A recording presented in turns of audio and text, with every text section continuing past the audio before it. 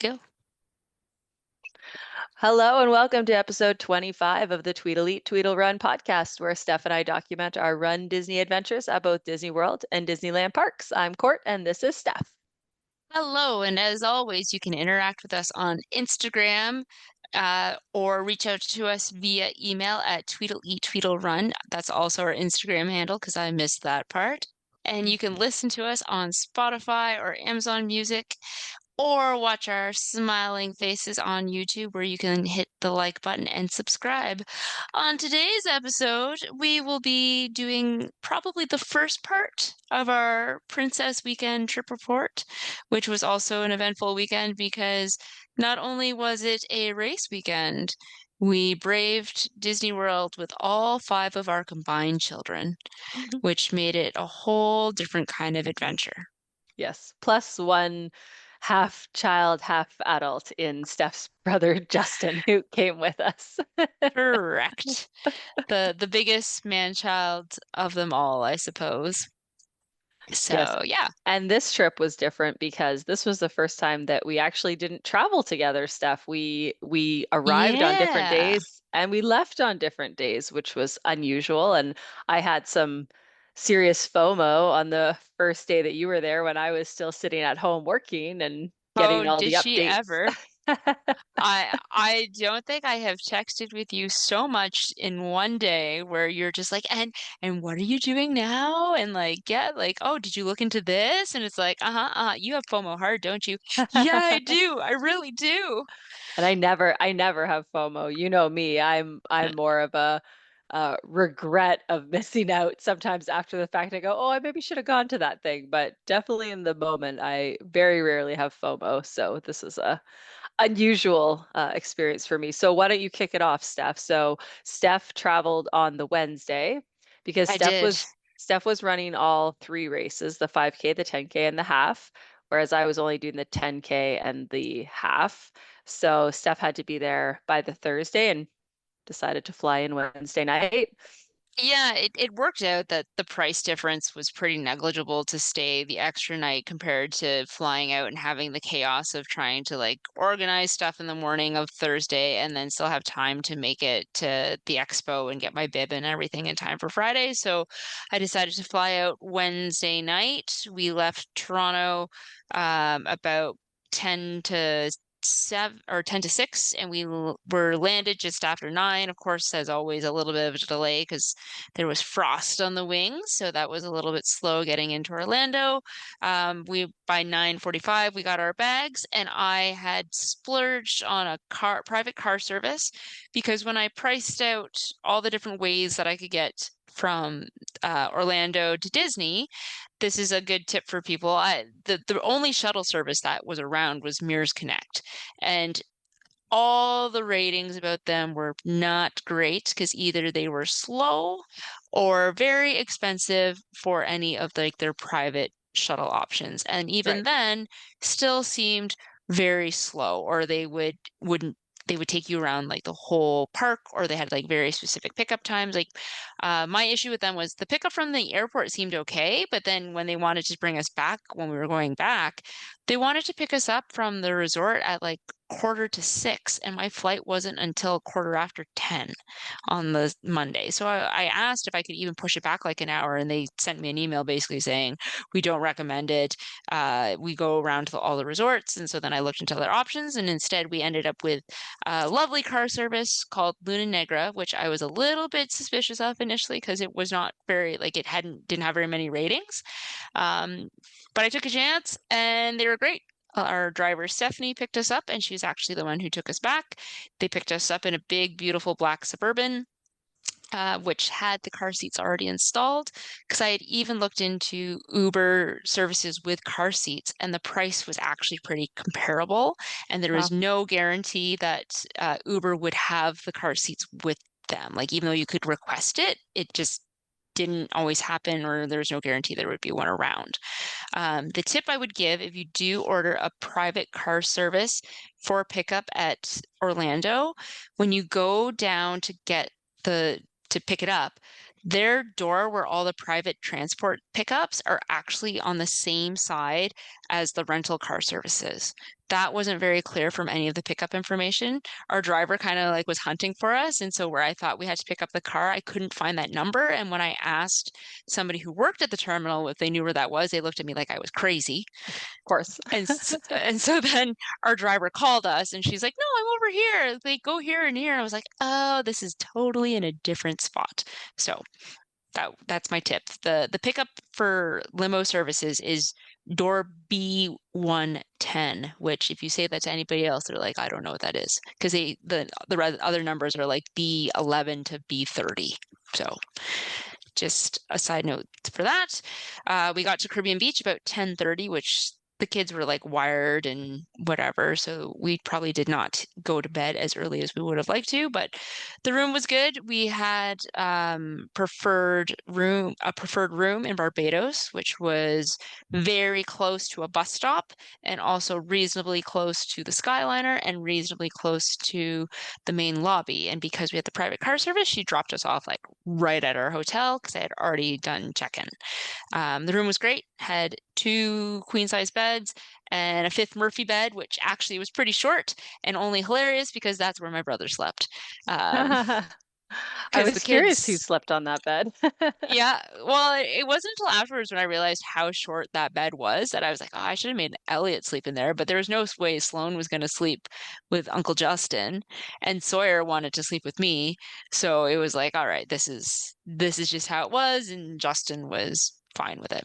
I did Um, notice, so because when we checked in and we were also in the preferred, we'd asked for connecting rooms. We were with 3 rooms away, so it was actually not bad. I mean, we were close no, enough that it was convenient, but we didn't, in my room, we didn't get the fifth sleeper because apparently it's not guaranteed. Our travel agent who had booked it, she thought that all the preferred rooms had fifth sleepers, but I guess they don't. And since we only had one adult and 2 kids on our reservation, we didn't get prioritized to a fifth sleeper room, which was only disappointing because, of course, both of my kids wanted their own beds and neither one wanted to share with each other or with me. And I'm like, yeah, well, this is where we're at. But I did notice that the fifth sleeper looked a lot smaller than the one and the Disneyland Pixar Place Hotel because when we stayed yeah. there and Paula slept on it, it was like a twin bed. Like it was Yep. definitely big enough for an adult, but these fifth sleepers didn't seem as big. No, they were definitely shorter. But it was okay. It all worked out. A funny little note was that out of my three kids, my youngest was the purest example of the passenger princess. He was like so excited to sit in a forward-facing car seat because he hasn't done that yet. So he was like chit-chatting all about that. Within like 2 minutes, passed out, and then I had to carry a sleeping Sawyer from the private transport into our room where he just slept and woke up at Disney the next day, basically. So that was great. So then Thursday morning, I got up to do my virtual queue for Guardians on the off chance that I would be able to disappear and ride Guardians on Thursday afternoon when I was getting my bib. Yeah, because I didn't want to be in the very first group, I took a breath and missed the queue. It I was can't very believe dis that Fast Finger staff didn't get a I virtual know. queue. I couldn't believe it either. It's like it popped up, said join virtual queue. I went and then hit it, and then it was done. I was like, what? Ridiculous. So, needless to say, I did not make it to Epcot that day. So the lesson is well, it doesn't even matter anymore because there are no more virtual queues for Guardians because Yeah. that They're ended. done. Yeah. As of this week, as of Tuesday, there's no more Yeah, virtual queues. Now, I guess if a new ride opens up, they could always implement them again. But as of right now, yeah, no which virtual is queues. is unfortunate because it was definitely a way that we were able to ride Guardians a lot of Mm-hmm. times. And I saw someone I follow on Instagram posted the first morning that Guardians you could line up for standby. So the park opened at, 8:30 for early entry. At Yep. 9 a.m., open to the rest of the public. At 9:25, do you want to guess what the wait was for Guardians? 140 minutes. 170 minutes What? at 9:25 a.m. on a Tuesday. That is crazy. Yep. Crazy. Yep. So Anyway, so I imagine, I mean, it's going to be great news for everyone who wants to rope drop Remy's and Frozen because I everyone know. is at Guardians apparently. So Oh, this is gonna make springtime so hard.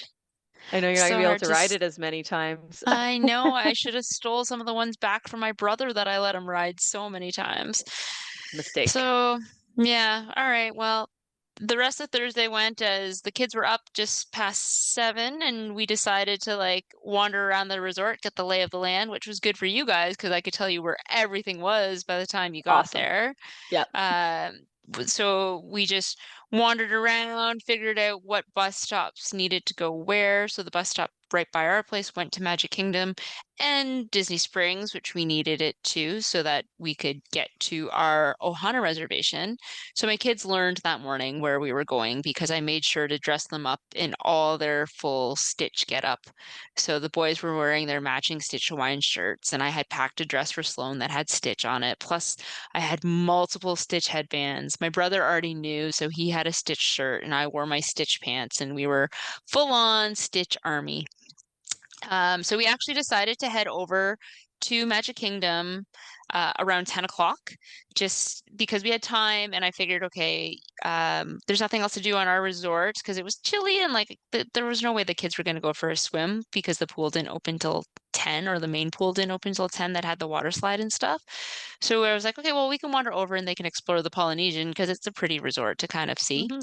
Hmm. So we took the bus to Magic Kingdom at 10 and then just got there about 10:24, got held up in security for the first time because my brother wears a giant belt and carries a battery pack and many other things that we could never really figure out would set up security. But Uncle Justin got held up at the monorail, or held us up going through security before we got to the monorail. So we got on the monorail probably about 10:35 and then arrived at the Polynesian at 10:52. So it took us basically 50 minutes just to get from Caribbean Beach to the Polynesian. And that's sort of what, Um, that's what Disney says, right? They say to give yourself yeah. an hour for transportation. And yeah, sometimes I've found that it really does take that hour, that close to it. I mean, you also had to take two forms of transportation because you couldn't go Yes. direct. There's no resort to resort bus that you can take, so you had to add an extra layer in there. But Well, and as a fun side note, in case anybody is interested, I did look at what it would cost to take a minivan from Caribbean Beach over to the Polynesian, and it would have been and $42 US, which was steep. and I'm So we sure did that your not do kids that. loved riding the monorail. They Like did.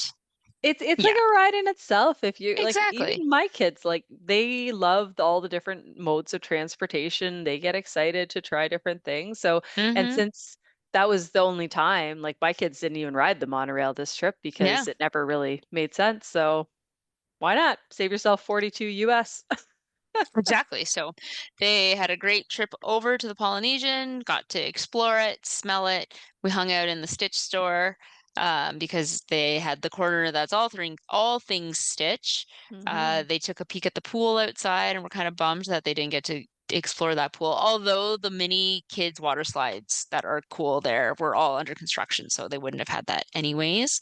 I showed them where Trader Sam's was, but it meant nothing to them, so it it didn't really matter. But they liked checking everything out. There's like some fun tikis and things like that just in the Polynesian for them to take pictures with. So I checked us in early, right at 11:35 for our reservation at Ohana's, and we waited about 10 minutes and we're in by quarter to 12. So I will tell you straight up that I had heavily debated whether I wanted to do Ohana's with the kids just because the cost was so high. And knowing how picky my children are when it comes to consuming food, which you learned on this trip a little bit more. Oh, yes, yes. Yeah. I did think after the fact that, we had saved some of like the Woody's Roundup barbecue, and we had saved some of these things. We're like, oh, we'll do it when we have the kids because we figured they would enjoy the experience so much. Hmm. And in hindsight, I'm like, why did we do the really expensive all you can eat meals with the children who don't eat enough to make it worth it? Yeah. And then we have to pay Yeah. for all of them. So yeah, that was definitely a fail. Yeah. Well, and it was only after. So at least with Ohana though, my kids like breakfast stuff. Yeah. So I knew like breakfast stuff was like a good way. And I will tell you, because like I did a whole bunch of like a deep dive on Reddit to see what people had to say, and it was very mixed on like the food. Like people were like, "Oh, the food's not that good." It was pretty good.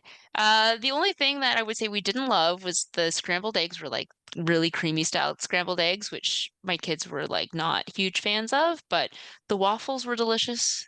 The Stitch waffles were pretty cute. I heard the bread is supposed to be really good. It's like a pineapple Yeah, coconut bread or something, and it's they supposed to do. be They really good.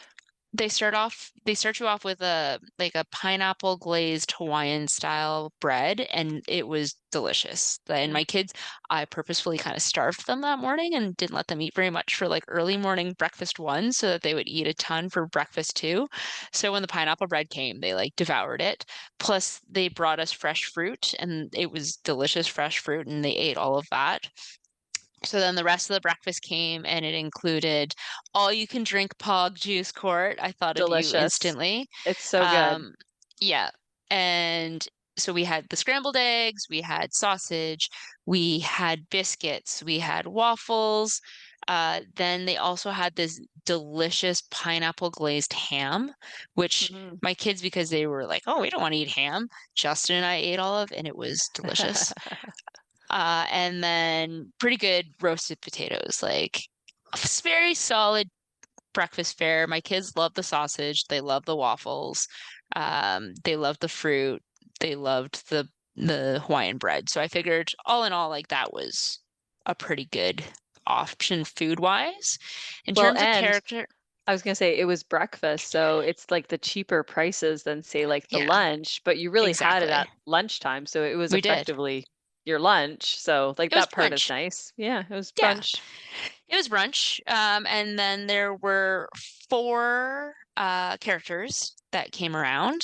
So Mickey, Pluto, Lilo, and Stitch were there. So Lilo came by first, and then Pluto came by, but I missed Pluto because I had to take some little man to the bathroom. And then we ate some more, and then Mickey came by, but I almost missed that because I had to take some little man to the bathroom again, but he came back just as Mickey was leaving, so he like ran over and gave Mickey a huge hug, which I missed getting a video or anything of because I was like he was I was not prepared for that, but he was so pumped to see Mickey. And then Stitch came by and I got some really good pictures of me and the two boys and the big boy with Stitch. And my brother was good full on Uncle Justin and had a pretty sweet interaction with Stitch, so that was good. Okay. Only Miss Sloane Baloney wanted nothing to do with the characters. They tried to get her to take pictures, and she was like, "No, thank you, no, thank you, characters, people."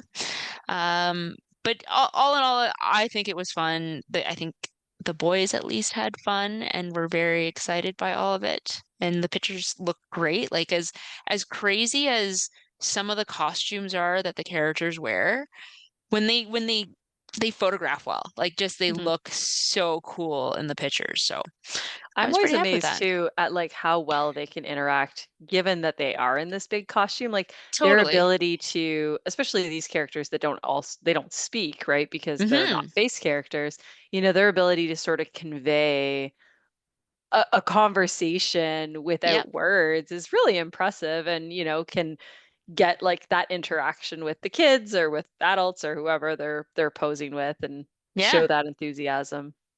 And they signed autographs too. All four of them signed autographs if you had an autograph book. So that was exciting for people who did that. My kids weren't interested in collecting autographs, so we didn't worry about that. So at this point, once we were done, my brother took the kids back to the hotel, and I hopped on my way to the expo. So I was on the bus to the expo at about 1 and got there at about 1:35. And I was super pumped when I picked up my bibs after walking through the crazy long like corral line that looped all around the expo, just like during the Dopey, because I am officially Disney Fast and got both a corral for the 5K and the challenge. First time Wow. and probably the First only time time ever. ever. That's So pretty awesome. And then it had to was slum it with me in B when I got my race bibs. But at least we sure were in did. B. I mean, I think for me, B is like that. I'm happy with that corral. I don't necessarily need to be an A, but yeah, it was nicer than C. I felt Yeah. like it was definitely everyone was running. Like actually, and we'll get to it, but at one point, I think it was during the half, we were running even before we got to the line to start Hmm. because people were actually planning to run the race. So it's like people had already started kind of moving. We're like, "Whoa, this is different." People aren't walking up to the start line, they're actually kind of jogging towards it. So it's definitely a different experience when you're in those earlier corrals. Yeah, no, so that was definitely a fun way to experience was being in the first corral for at least my 5K. But I'll get to that when I get to it because that was fun and different. So it took me about an hour to go through the expo. I stopped at one place and bought bib magnets, but otherwise didn't really look around too much. They were giving out cookies. They probably weren't giving out cookies by the time you went through, but Actually, they were. I almost stopped oh, to okay. get them. And I was just gonna say, because like I ended up going on the Friday, because that was the day I arrived, and I didn't have to go. I walked into the building and immediately down to my race bib, and Oh, then I wish. immediately over to get my shirts. Like there was no walk around the building. There, like, I mean, it probably took me like all of 20 minutes. It was Yeah, so no, I fast. There was nobody there. there was so much walking. Like I at first my kids wanted to go with me and I was like, no. No, there No. you will not want to walk as much as you need to do. So we didn't do that.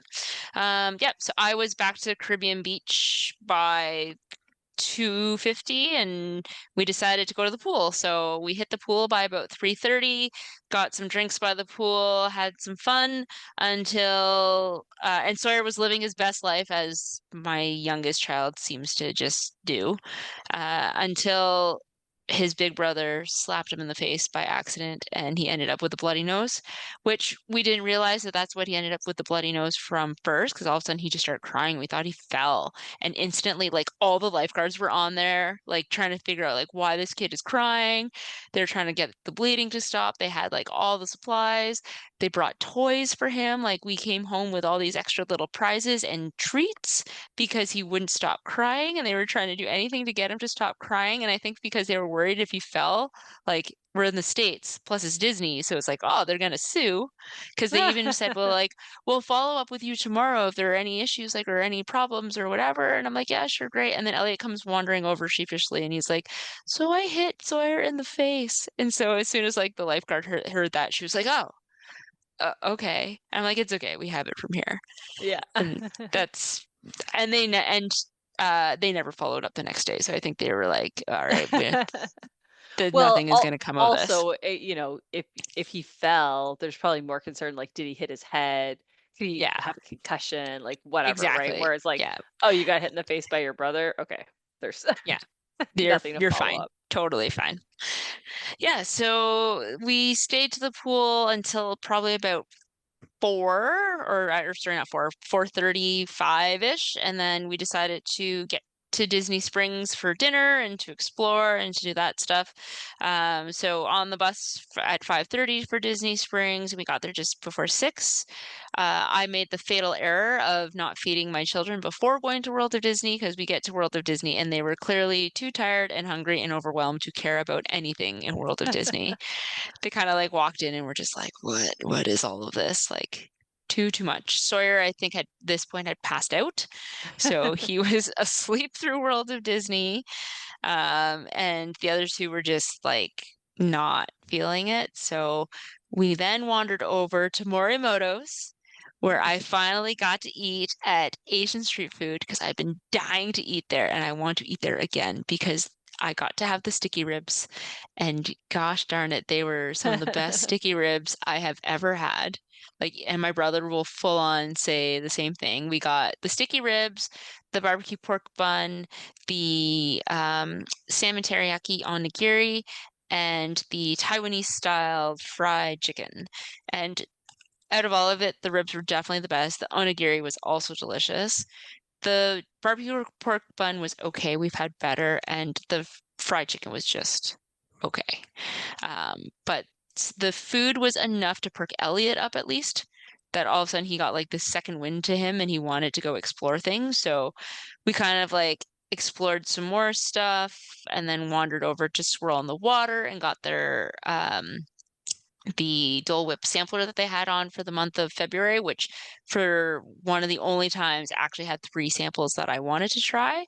I Nice. should also say, as soon as we showed up here, Sawyer magically woke up in time for Dole Whip. So the three samples were strawberry chocolate, lime raspberry, and pineapple vanilla, and they were all delicious, and the kids devoured it. So that was good. More sugar into them, perked them up even more. So we wandered around Disney, went in and out to some of the stores. I went into the new co-op store that where they actually have the actual Run Disney store where you could see Oh some of yeah. the merchandise and stuff. So that was kind of interesting.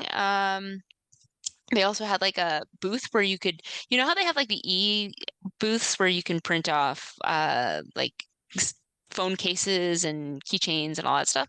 They actually had magnets for the princess races that were Oh, identical to the cool. ones that you would see at the expo. So I was like, oh, you don't have to go to the expo. You could just get them Yeah. made there. So we did manage to catch the bus back to Caribbean Beach at about 7:50. We had just missed one, but we got back and Team Canada was playing Team USA for the Four Nations Cup, so we managed to catch that while we were waiting in our room for our grocery delivery.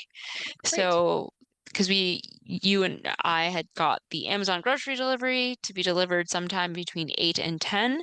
Of course, it was at the far end of 10, and I had to Of wander course. down to Bell Services to pick it up. But it worked out. I made good use of the stroller, used it as like a shopping cart, took it down. The guy looked at me when I showed up and was like, there's like four bags, right? And I'm like, yep. And he's like, you're gonna carry it all? I'm like, we're gonna make it work. And I did. I got the case of water in, and we had six bags actually, and I just balanced everything up, got it back, and then all was great. The kids were asleep by this point, so then my brother and I just watched the hockey game, and I passed out just in time for overtime, so I didn't know that Canada won till the next day. But The that next was like day my when you had to when be up I bright and early. when I had to be bright and early at quarter after 3 to run my 5K. So I was up. I got dressed in the bathroom, and you have trained me well to do it in the dark, which didn't seem to matter to my children because they were dead to the world anyway. Same with my brother. So I got dressed up in my Mulan costume, and I was on the bus from the Barbados stop by 3:42, wrapped all nice and tightly in my potato sack because or my baked potato foil because it Right. was very chilly this morning of the 5K. Like, I think the temperature said it was 6 degrees, but feels like 3. And it Yeah, six was, degrees Celsius. yeah, like it was cold because the wind was whipping. To be fair, I had less clothes on than when I did any of the races during the marathon. But even still, like the first bit of that race when I started, my legs felt so heavy. But in the exciting news, because I was in Corral A, I was Yay. actually in the very first running group, which I That's have cool. never been. And I didn't feel like I was that far forward when I got in line. Like, I don't know if we were all spaced out more and there were just less people or what it was, but nope, the fireworks went off and I went off with the first group. So it was kind of neat. Like, there were a couple of walkers there because there's the Run Disney Platinum people who pay to be in the Yeah. group. But otherwise, like I started running pretty much right away. And there were sections where I was actually alone very early on and was like, oh my gosh, there are people, there's space around me. Like I have absolutely all this space. And I was like, Yeah. I can Well, spin, I because can do you whatever. didn't have people to, there weren't people that you were catching up to. I do No. find too that the A corral definitely always seems like the smallest of the corrals, right? Like Yes. in the Yeah. different corrals that we've been in, they seem to get progressively bigger in terms of how many Hmm. people, which is odd to me. Like you'd think they would be just a consistent number. Hey, I have 10,000 runners, I have 5 corrals, so 2,000 in each, but it definitely doesn't seem that way. It seems like A has much fewer runners in it For compared to the sure. other corrals. Which meant I was just very lucky to be in it, essentially. Yeah. So Well, but So since I also, like, and I know for the 5K, it's not based on time or anything like that, but we've experienced that in the Disneyland 5K, for example, where I had gotten an e-bib, which was the last corral. And so we were at the end of the race. And it was frustrating for us because we actually planned to run the whole thing. And hmm so there is a certain amount of like, but you should have been in the A corral. Like you were able to run it in a time that I think would have qualified you for the A corral, which obviously it did for your 10K and your half bibs, right? So yeah. that's where it's like that is the corral you should have been in, and it's more frustrating when you get in a later corral where it's like, but I am a runner. I do plan to run this whole thing as a race. Yeah. Exactly. So since I was in the A Corral, I decided to do something that I've never done before on the 5K, and it was to actually do character stops because like marathon weekend, I didn't stop at all, and I don't think I've ever really stopped on one of the 5Ks. Like I think I've just kind of gone. Even on my birthday, we didn't even really stop to do any character pictures on my No, birthday. because well, I mean, we were in the e-corral, but it's like Yes, every all the lines were so long at that point, and it's like it's such a short race that you're like, nah, I don't want to wait. I don't want to wait like 20 minutes for this character when the whole race is only going to take me 30. Like exactly. it Yeah, doesn't it feel didn't like make a sense. yeah. Yeah, so I managed to stop for all the character stops. The only place I didn't stop was to take a picture at the Epcot ball. So that's why, like, spoiler, that's why I made a point at the very end to do it for Uh, the last one. Because I was like, well, I didn't stop for any of the other ones. I might as well stop this time. But otherwise, no, I got all the characters and I crossed the finish line right around the 37-minute mark of the entire race. So like that was pretty awesome. And I think my net time was like 32 minutes or something like that because I stopped. The longest line I had to wait for was Mushu because Mushu must have had a costume malfunction about 15 minutes in because that's when I ran by Mushu. So Mushu had to like waddle away because and then waddle back because whoever is wearing that Mushu costume must be wildly uncomfortable based on how the leg settings but are. also so short. You were taller than I Mushu. know, which was S- crazy. Steph is like 5'1" people. Like, I don't know Yeah. if you've gotten this from our previous episodes, but Steph is not a tall person. And she's showing me No. the picture of her and Mushu. I'm like, how are you taller than this character? Like, what's the Yeah. height requirement? You must be 4'10" or shorter to wear this costume. Like, are they employing children, Steph? Just crazy. Tiny people. Tiny, tiny people. So yeah, so I did it, got it done. That was good. I was on the bus because I was frozen by 6 o'clock. And this is after doing all like the post pictures too. Like I did every character in the post pictures. Um, but we didn't leave until 6:40. So I like sat and hung out, but at least I was warm and comfortable. And And and you messaged with me because I was up at this point because I had a 7 she a.m. was. flight. So I messaged, I had to get up at 4:30 or whatever for our flight. And so I messaged you stuff like, good luck on your race. And like, and then she's on the bus. And so we're messaging back and forth about like, oh, like getting virtual queues and this and that. And am I hmm going to be able to help her? I might be on my plane. And so I was at least keeping you company while you were on your bus for 40 minutes. It's true. Because then we were planning out how to do the virtual queue, which we did get virtual queue, and I was too fast and had group four and was Yeah. like, oh, that's like so fast. It was We won't like, be ready for group four. I'm not gonna make it for group 4. Our flight doesn't even land until 10 scheduled, No. assuming it was on time. So she pulled herself out of the queue. And then I pulled Sloan out of the queue because I was like, it's not going to work out to balance who's going to ride. So kept our spot for that. We were pretty good at getting the kids organized this morning because we were on the Skyliner by 7:48, which when you're traveling with three small children, that's actually not terrible. So from there, we were on the Skyliner 7:48 in the park by 8:05 because scanned in at the International Showcase.